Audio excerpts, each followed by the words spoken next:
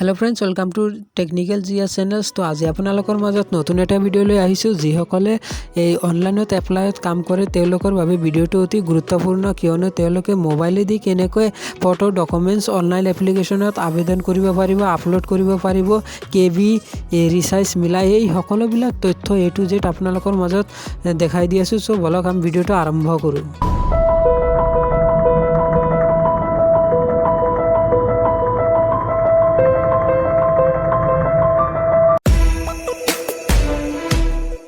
প্ৰথমতে তোমালোকে প্লে ষ্টৰৰ পৰা ফটো এণ্ড পিকচাৰ ৰিচাইজাৰ বুলি এটা এপছ আছে সেইটো ডাউনলোড কৰি ল'বা। মোৰ তাত অলৰেডি ডাউনলোড আছে সেইকাৰণে মই ডাইৰেক্ট ওপেন কৰি দেখাই দি আছোঁ।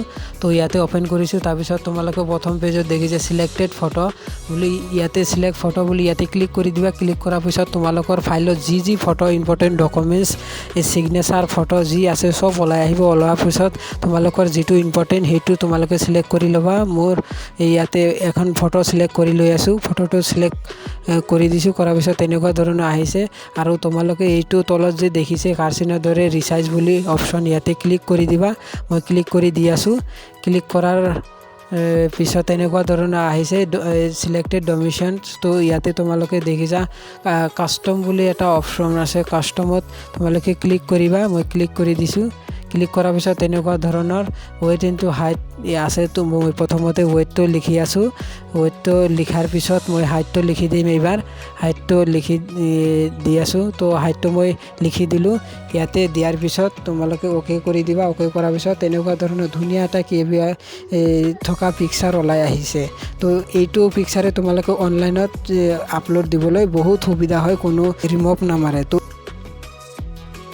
আৰু তোমালোকৰ আৰু লগতে দেখাই দি আছোঁ সিগনেচাৰটো কেনেকৈ বনায়। সিগনেচাৰটো সেই একে প্ৰচেছত বনায়।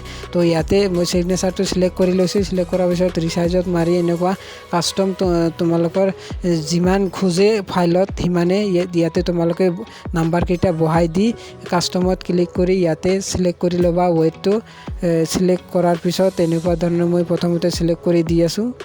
দিয়াৰ পিছত এনেকুৱা হাইটটো সিলেক্ট কৰি দি আছোঁ। ইয়াৰ পিছত এনেকুৱা ধৰণৰ সুন্দৰ এটা কেবি থকা পিকচাৰ ওলাই আহিব। তো যদি ভিডিওটো ভাল লাগে প্লিজ ছাবস্ক্ৰাইব কৰিব আৰু লগত বেল আইকন প্ৰেছ কৰিব। তো এইখিনি আছিল ভিডিও। Thank U.